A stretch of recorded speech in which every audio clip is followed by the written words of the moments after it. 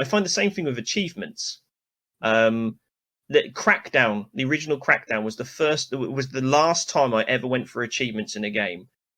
Where I played that game so much just to get all the achievements for no other reason than just to get that thing pop, and that game broke me because the achievements were not fun on that game. No. And I've said this before. If you've watched my YouTube channel, Pop Culture Pause Screen, you know about this story. But Mike, I don't know if you've heard this. No, I don't think I have. You've not heard this? Okay, I'll tell you then. So in Crackdown, there's an achievement for climbing the tallest building in the game, right? Right. One of those, you'd never come across it in a normal game necessarily, but they chuck it on the achievement list to see if you've done this. Yeah. So I think it took me about 20 minutes because they make it difficult to climb this tallest building. It's like a platform challenge. Yeah, of course. Got to the top, saw the achievement pop, jumped down, right? Then I go, right, excellent. What's next on the list? The next achievement, and you could argue I should have checked, but I didn't.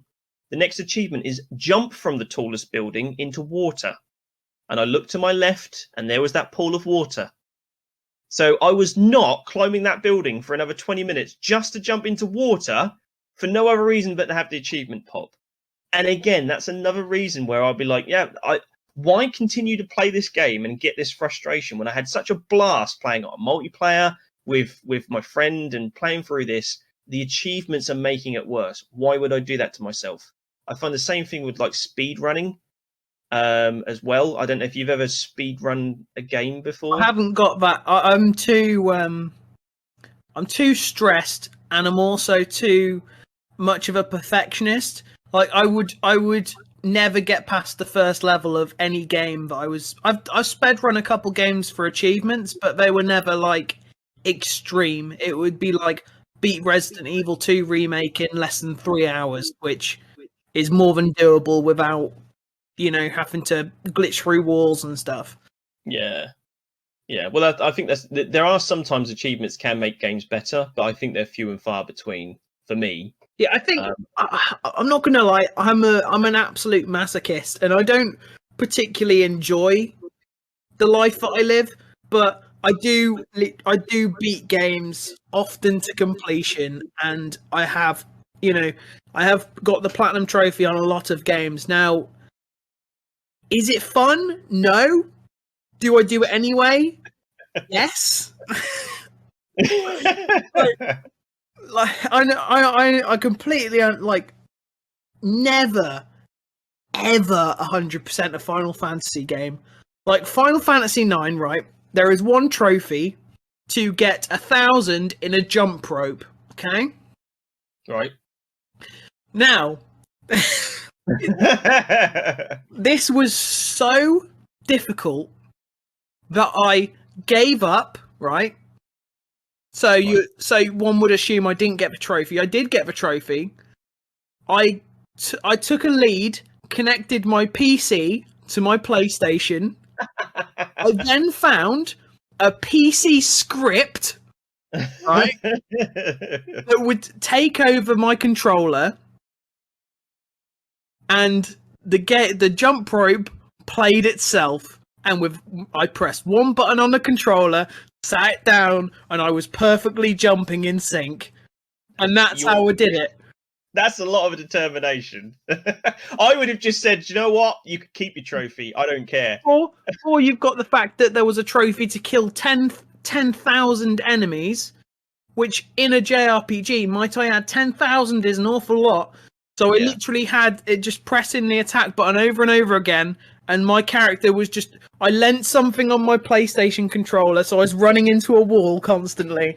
And I just left it overnight. The thing about those games, though, is that when those games were made before trophies were a thing. Yeah.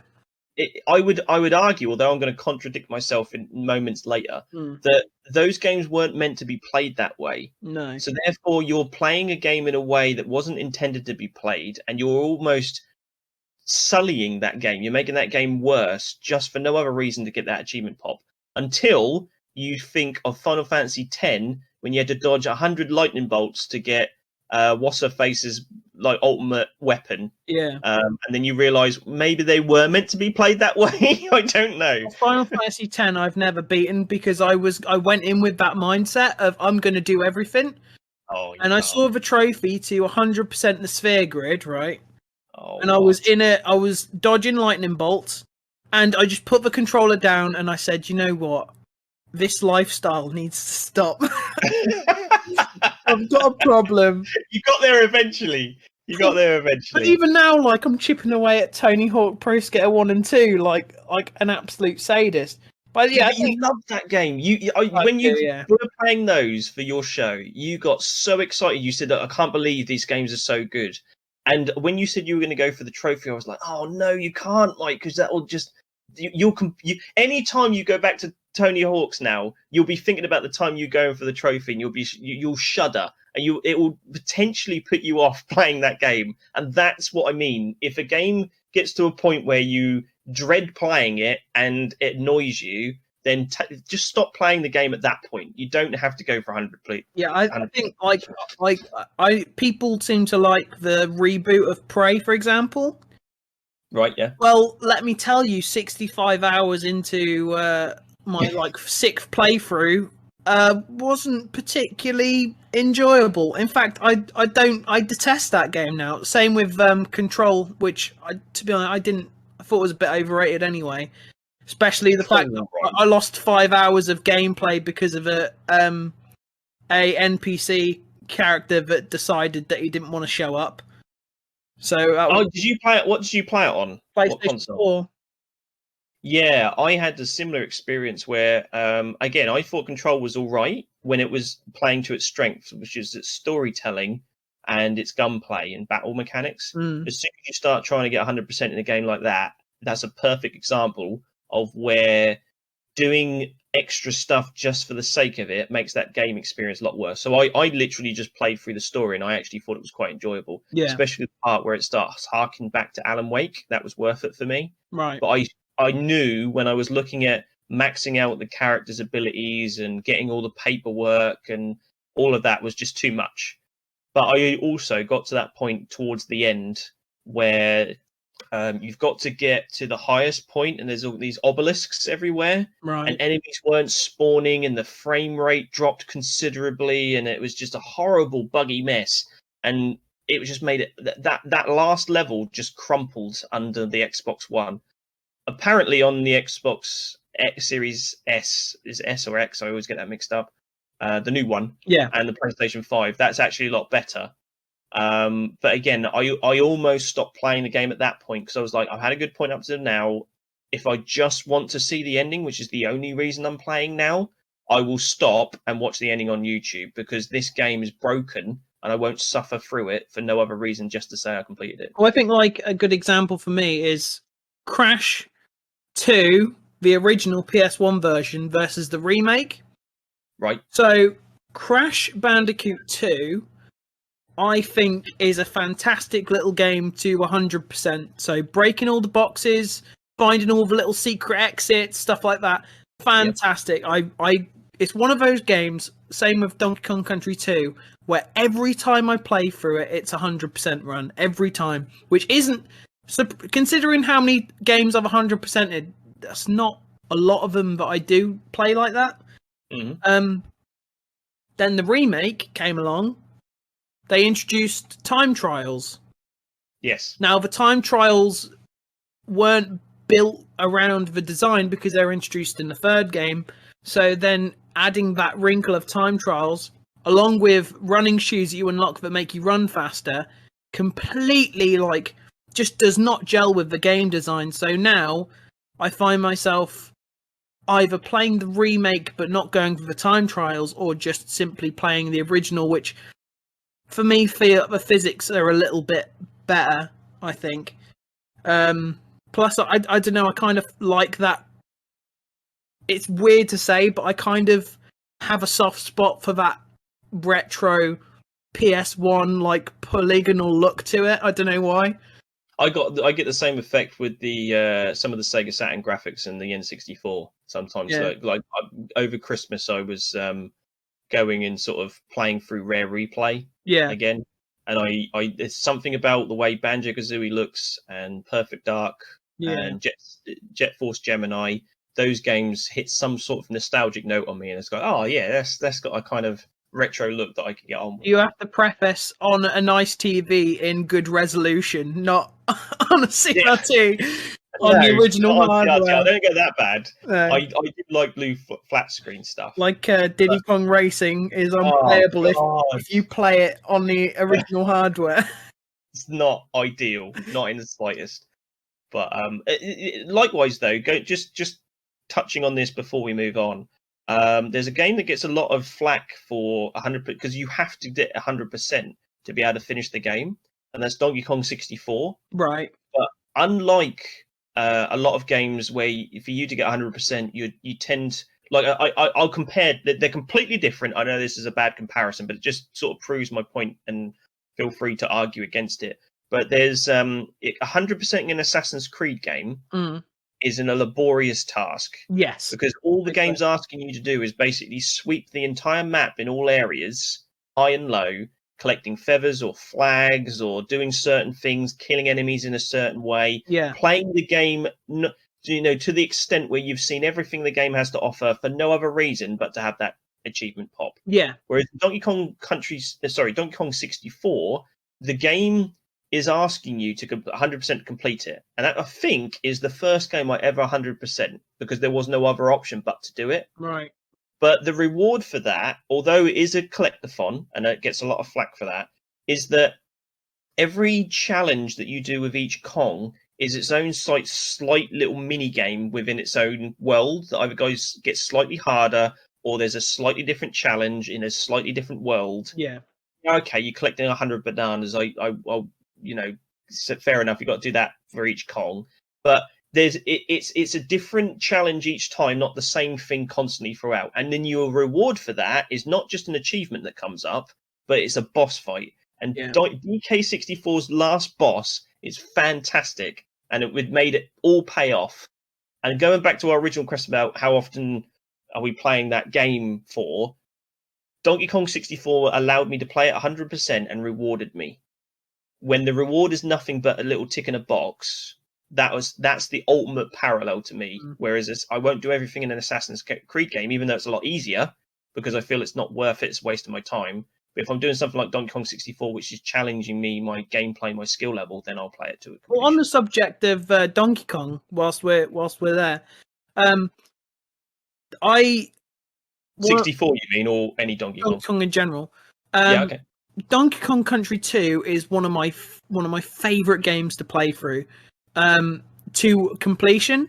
Donkey Kong Country 1 is not, because Donkey Kong Country rewards you with lives for finding all the secrets, but nothing else.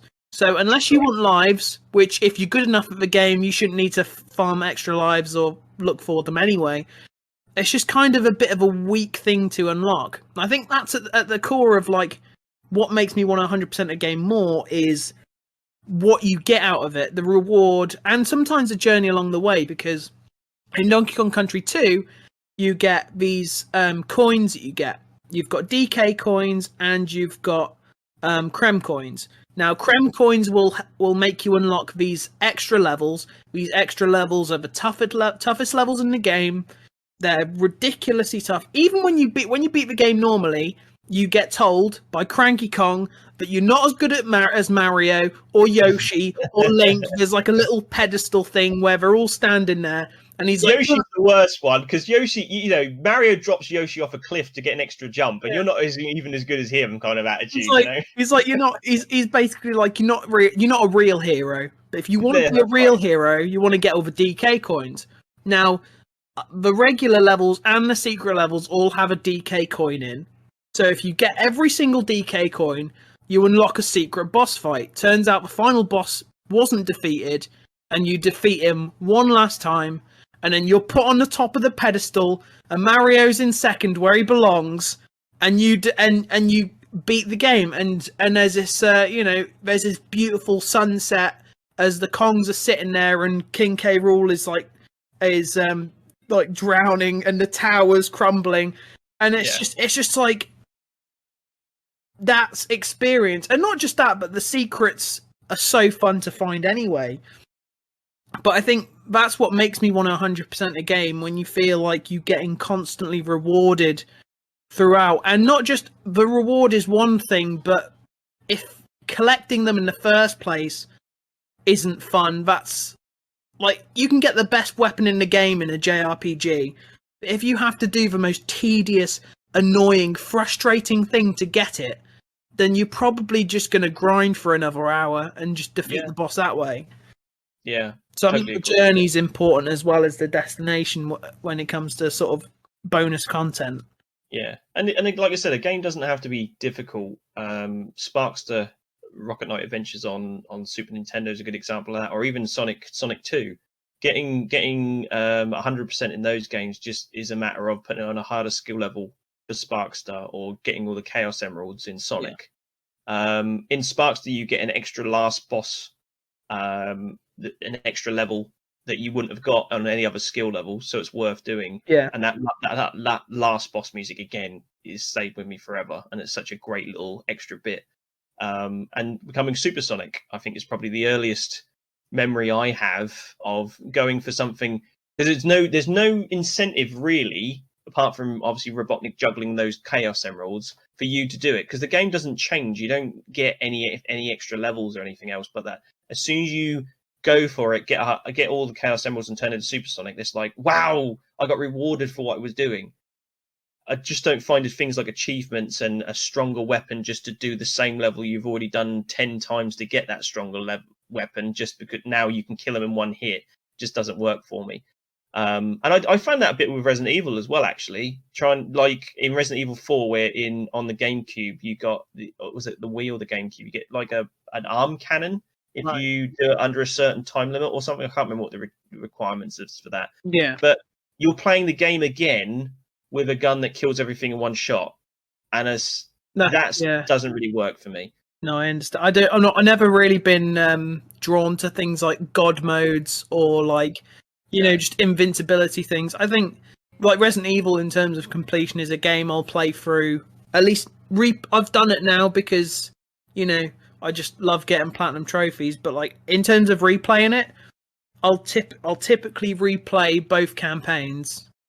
Like, say Resident Evil 1 and 2, for example, where you've got Chris and Jill or Leon and Claire. I'll play through both.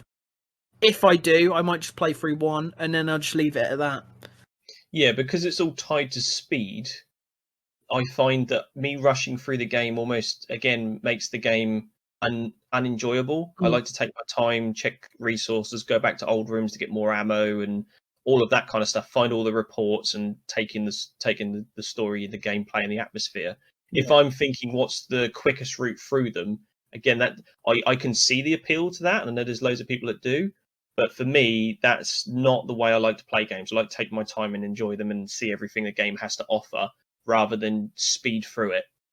So that'll be another thing I'll clock out of, like time trial. Probably the same as you with Crash. I probably wouldn't do a lot of time trials just to say I've got a tick in a box, I mean, when it comes to Crash time trials, I definitely had my experience with Crash Team Racing. But Crash Team Racing is as hard as those time trials are, it is a pretty fun multiplayer game. I'd go as far as to say it's one of my favourite multiplayer experiences. What would you say yours are, Bill? Nice segue there, Mike. I like it. I think my favourite multiplayer experiences, the ones I've got the most enjoyment out of, goes back to what we were saying earlier in the podcast today, which is one-on-one fighting games. Because I never know the guy's name, and I thank you so much for showing me how to do my first fireball in Street Fighter, but that set off a chain of events where I realized there's more to this game. I picked them up and played them, and then I was like, playing the computer is not satisfying me anymore because the AI is either stupid, unfair, cheap, or whatever. So I need to train other people to get good at it. And all of my closest friends, I taught how to play Street Fighter, taught them some basic inputs, and they found their favorite characters. And I started learning other characters so I could teach other people how to play it. But when people get up to your level after they've trained, they've bought the game themselves, you've given them enough to learn it. And then you literally have someone who's at the equal skill level of you, and you're playing hours, 2, 3, 4 hours long, just your favorite character versus theirs, and seeing how many wins you get either backwards and forwards. Yeah. That I have some of the fondest memories with me and my friends just passing the controller winner stays on style on all of these fighting games, from Dead or Alive, Street Fighter, Mortal Kombat, Tekken, Virtual Fighter, all of those kind of games, Soul Calibur, and it just trumps because of the people I surround myself more than any other multiplayer game. So if I had to choose one, and I'm sure we'll talk about some others, but if I had to choose one, it would be fighting games for me. See, I disagree, but for reasons I feel like would be very understandable. Because it's the same reason why I don't like the multiplayer in a game series like Tony Hawk. It's because there are two scenarios. Either you are so good at the game that when you get your brand new friend to play with you, they're terrible and there's just no... Yeah. Or it goes the other way, and the person that you're up against is so incredible because, like Tony Hawk, for example, the only people still playing those games are the people who are, like, at the top. So you're at that point where you're just getting so absolutely ruined that it's just not fun. So it's hard to find someone who matches you on that level when it comes to those sort of games. Whereas I feel like, for me, I don't play games online really because I feel like, I don't know, there's like, I don't want to invest time in a game that's not going to exist anymore because of servers being taken down, or because of things like it just not getting updated enough, or things like that. My favorite experiences for games have always, multiplayer games anyway, have always been those more intimate, like either competitive experiences like your Mario parties or your Mario Karts, or even co-op experiences. Like one of my favorite shooters is the Borderlands series. Because those are really fun, like story-based co-op games that you can play from start to finish with a friend, and you'll pick different classes and you'll find ways to sort of work off of each other, and you'll go, oh, I found, you're using sniper rifles, I found this sniper rifle that you can use, and you'll give it to them, and there's that sort of dynamic thing. Or another example, recent one, you still got to play it. I've already mentioned it. It Takes Two. Yes. Is probably my favorite game of 2021 because the memories I had with my fiance were just so much fun. It was so much fun to just play through the game.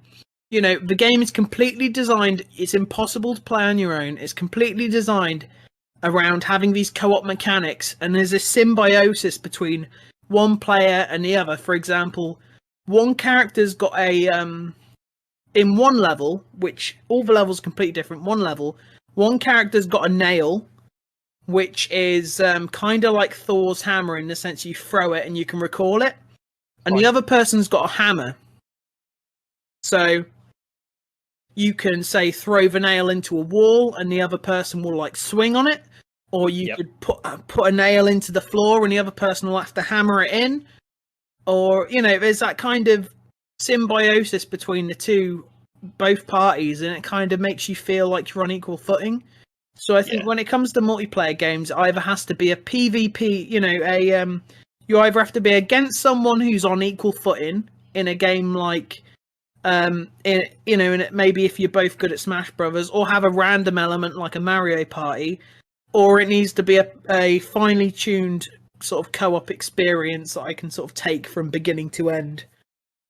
Hey you! Yeah, you! Do you like video games? Do you like kick-ass characters? Do you like action and adventure? Then you should go to RagingDestiny.com and get your copy of Raging Destiny, an action-packed fantasy fiction today. A novel written by a gamer for a gamer. That's right, written by me, Bill, from Pop Culture Pause Screen.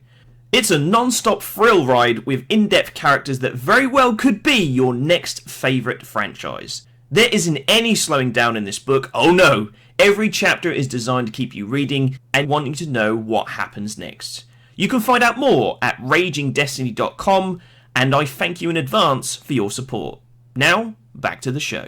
It's funny because I've had a completely different experience to yourself, where co-op games for me is something I've always wanted to enjoy, but there's very few that I've ever had the pleasure of enjoying.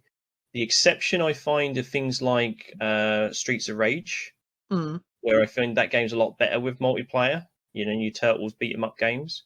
But I find playing things like Zelda Four Swords or Halo, sometimes multiplayer, Portal, all of those type of games, I either find the person I'm relying on is not getting it as quick as I am, Yeah, or they're racing ahead when I want to take in the atmosphere, yeah, or they're reading some sort of thing on a wall or something while I'm like, well, that doesn't matter. It almost feels like you have to find someone, like you said with fighting games, who's at the same kind of balance and wants the same experience out of the game as you do. yeah, If someone's in it for the story, and I found the story quite boring, and I on my own single player experience, I would leave it behind. yeah, I would find myself sort of standing around waiting for them to get their enjoyment because I just don't care. yeah, So I find co-op games really difficult to enjoy a lot of the time.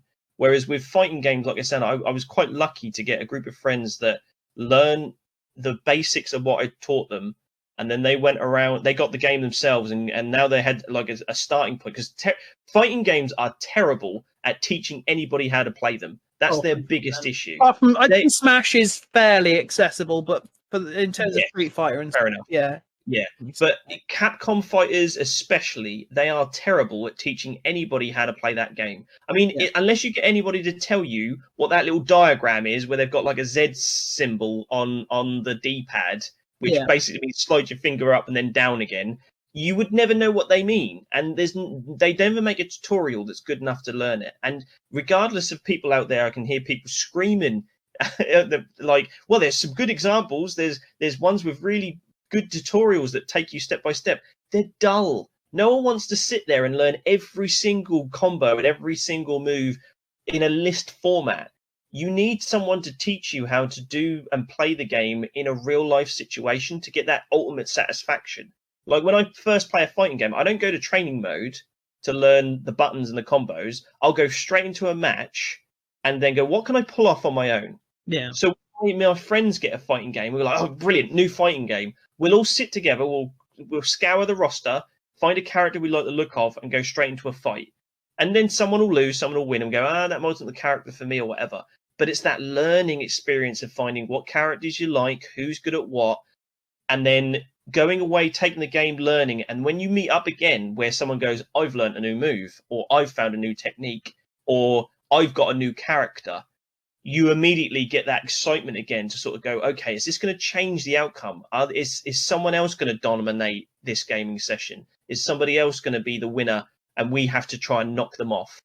And if I'm on a win streak and I'm rotating through my 4 friends, Yeah. I've only got 4 friends, Mike. They're rotating. They almost become a team to try and beat me. Yeah. And then, and again, there's nothing else in like fighting games or anything like that that has that kind of atmosphere where you kind of 1 minute you're a team, go, we got to knock this guy off his pedestal. He's got too many wins. And also sort of this sharing what you've learned from one another until you both get, or all of you get to a certain level where nobody's a clear winner anymore. Yeah. You know, that's what I enjoy with fighting games. Yeah, I think the biggest there are the two biggest important things when it comes to multiplayer games is, one, the company you keep, and two, the kind of the skill / commitment. Because for me, I think like take a game like Borderlands, for example, you can have someone drop into your game and start playing it with you, but that they're either over leveled or like under leveled, or you don't play well together. So I think I say these games are like my favorite experiences to play co-op, but that's the caveat, is that I'm with someone that we're a similar skill level and we sort of work well together, and we go from start to finish, we commit to the whole experience. That's why I still think you need to give you and your wife sit down and play It Takes Two. I think you. Oh, we will. Yeah, we will definitely at some point. It's definitely worth playing. I think that multiplayer experience is definitely important. It's That's why I don't play games online, because I don't want to play a game with some random person. I'd rather play it with friends, or Well, it gets to that point where you have that faceless mentality. It's like I've killed you, or you've killed me, but I don't know who you are, or is that a good thing or a bad thing? Yeah. Did you get lucky, or does it has no meaning behind it? And things like I think it does depend on the certain games you play. Like I know for a long time Resident Evil was pushing that kind of multiplayer co-op gameplay with things like Resident Evil 5. Yeah. I don't. Anytime where you have to stand around waiting for someone else to read some text or something, it just doesn't work. So co-op games can work so long as the atmosphere is there, or you're not taking it too seriously. But on the flip side of that, there are some other like games I have fond memories playing multiplayer with, but I've never found with anyone else. Right. So I have a friend called Matthew that I haven't seen for a very long time. Yeah. We grew up together, and he really likes sports. That's Yeah. all he talked about. So I like video games. He likes sports. There's a little bit of a disconnect there, where he's going on about the football, and I'm kind of like, yeah. And if he wants to play FIFA, I'm kind of like, that's not. I mean, it's a video game, and I get the point, but it's not the kind of video games which you should know from listening to the podcast from the beginning that are my kind of thing. However, some of my fondest memories of multiplayer is when we would sit down and I came up with this challenge. I said, you try and beat me at every single Mario sports game. And we would line them all up. I would have golf, I would have tennis, Mario Kart, the Olympics games, all of those. And we would literally spend a Saturday where he would have his sporting challenge was to sort of beat me. And he would have his specialist of, games where he would do better than others. Yeah. And we'd play through them. Baseball, Mario Baseball. And it was gimmicky enough for me to enjoy them and arcadey enough for me to enjoy them.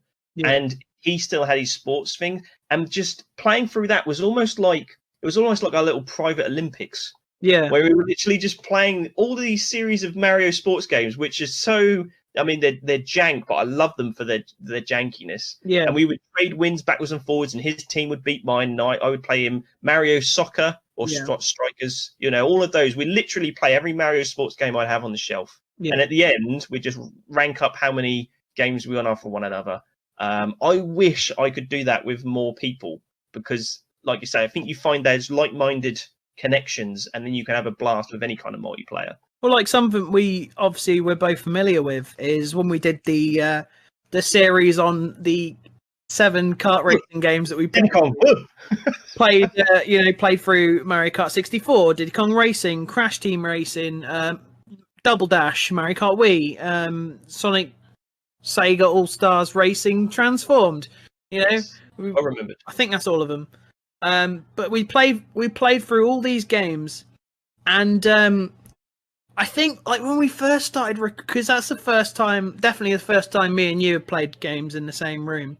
Yeah. But like, it started like there's this something beautiful about how like, despite the fact that I didn't really know any of you very well, we all that Mario Kart 64 and definitely Diddy Kong Racing had this old jank to it that kind of brought us all together in a sense, and we all in our hatred. It didn't take long before we were all like laughing hysterically, and we had points where we were crying, which is all documented in video. And it's just it was so much fun. And that sort of like I've done challenges and stuff, like I've played a certain console over a period of time, like I did the NES, for example.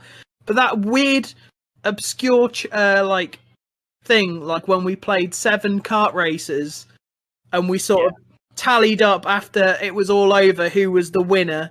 That kind of multiplayer experience was just so funny, and I felt like despite how we weren't having big conversations with each other or anything, I feel like we all had a better understanding of each other after than we did before, just from playing through those games are all varying in quality.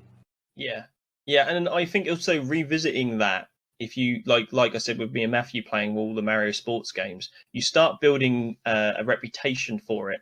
So he was like the Tiger Woods of Mario Golf. I just could never touch him. But I was the Federer of Mario Tennis, and he could never beat me. And you build up this kind of narrative where, we put tennis on. He goes, "This is it. This is your time, Bill. You're going down. I'm finally going to win the Wimbledon World Cup." And I'll be like, "Okay, let's bring it." Yeah. And then he's 2 sets in. He says, "I can't bring this back. I can't." Yeah. And then, then there's other things like, where we played Mario Olympics, and it was more balanced, and it was kind of who's going to trade wins the most, because I always win tennis, he always wins golf. They're a given. And if we lose one, there was times where I would be a stroke ahead of him on golf, and he would start sweating. Yeah, he always used to bring it back. But on things like Olympics, it's more even. So when you do tally them up, you kind of can predict it, like you would watching F1 or something like that. But there's always some little drama in the middle that would like throw that out. And I think that's where things like Mario Party is so good. Yeah, because you can play for 25, 50 turns. But it always comes down to those last 5 turns that decide who's going to win. And we all know that. And we all know how unfair that game truly is. But we just can't stop playing this like pachinko type machine where you drop your coin in, watch it roll down, and you just know the last couple of bounces are the only thing that matters. Nothing else does. Yeah. Like, I was going to bring up Mario Party. Like when I've played it with the missus in the past, because she's heavily nostalgic for the GameCube Mario Parties. Obviously, with only 2 of us, we'd put obviously have the computer players, and there becomes this camaraderie in our joint hatred of one of the computer players. Like we'll both have 2 stars each, but we'll both, as a team, almost decide that we're going to steal Wario's single star. Yeah, because you look at it and you go, "Look, I don't want you to win, and I know you don't want me to win, but we both don't want Wario to win." So we'll leave it to luck on who's going to win, and we'll shake hands afterwards. So long as Wario doesn't win, that's all that matters. Because if he wins, that's the worst. We'd plug in the GameCube controller into player 3 when they get to the star, and then we'd get them to select, "No, I don't want the star," and then we'd unplug it again. Yeah, because they're just there to make up the numbers, though, aren't they? Yeah. Mario Party is its best when it's 4 players. Yeah. And again, we had a good time at the OLL Cafe in Norwich, where we all came together and played Mario Party. And there was 8 of us, 4 playing one, 4 playing another. And it's such a enjoyable, fun laugh, as long as you don't take it seriously and get too competitive. But even then, you kind of play your own individual games, and then the winners were like, "How many stars and coins did you get?" to see who the ultimate winner was. Mario Party is such a fun game for everybody to get involved, and there is things you can do to swing it in your favor, but it's never a foregone conclusion. It's weird because there's so many competent Mario Kart clones, like your Crash Team Racing or your Diddy Kong Racing or your Sonic racing games. But Mario Party has that. Nothing is like Mario Party, or at least if it has been like Mario Party, it's never gotten to that same level of reverence or quality. Like you look at something like people are clamoring for a Crash Bash remake, and I'm like, why? It wasn't good. They tried it; it didn't work. Well, the thing is, it's the same team, I think. Don't quote me on that. They kind of started them off and got better every time. Yeah. Whereas I think sometimes Sony, maybe not just Sony, but they try an idea once to sort of copy or cash something in. It doesn't work, and they leave it alone. Yeah. I think PlayStation All Stars would have worked if they gave it another shot. Oh yeah, they definitely have. I mean, Xbox have definitely building their own roster at the minute. Yeah. That's not Bandicoot and Banjo-Kazooie in the same. Let's not try and show people where we recorded this. But yeah, that's quite an announcement we had today. Yeah. Well, about the Mario Party thing. I mean, Mario Party, I wouldn't say it's 100% consistent. It's had its pitfalls, especially 9 and 10 were let's put a cutter in it, and that ruined it. And then Super Mario Party, I think in retrospect, I don't like very much, but it was sort of a course correction. Yes. And then I feel like I didn't really like 6 and 7 either. to be honest, because I don't. Mario's got enough characters in it already. You don't need to go start chucking suns and moon-faced characters and dice-headed toads and other stuff like that. It just gets a bit, and they're also terribly slow with the text and sort of all of this. I think the one thing I really like about the new Mario Party that came out is how quick it is to play. Yeah. It just speeds through all the text, and I think that's important too.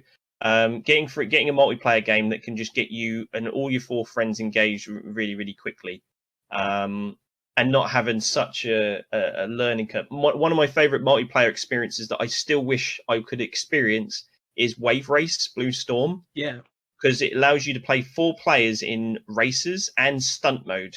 Right. But trying to get somebody, so you got 4 people all gunning for a ramp. Yeah. And the one person who gets there first is going to be able to pull off the trick while everybody else just spills because there's not enough room for everybody. Right. That just sounds so fun. It does. But yeah. I would be lying to you if I've ever had that experience, because trying to get 3 other people to a skill level high enough to be able to pull off tricks is like what you said with Tony Hawk's, trying to get 4 people who are all at the same skill level at Tony Hawk's pulling off tricks and doing all the especially with Wave Race, because you have to hold one button while rotating the stick, and then you let go of another button, and it's all timing, and it takes ages. But if you could do that, it would be really enjoyable.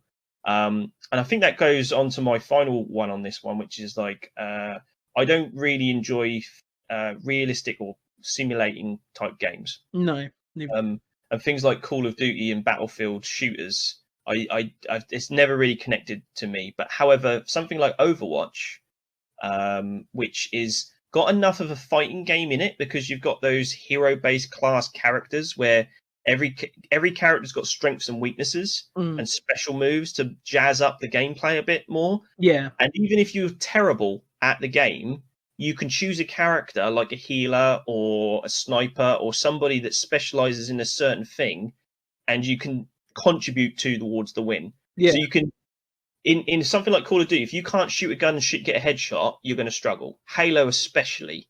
However, in Overwatch, if you suck at shooting people, at accuracy, at movement, at placement, you can still be a healer and contribute towards it. So I actually really enjoy Overwatch for that reason, because if I'm not on form with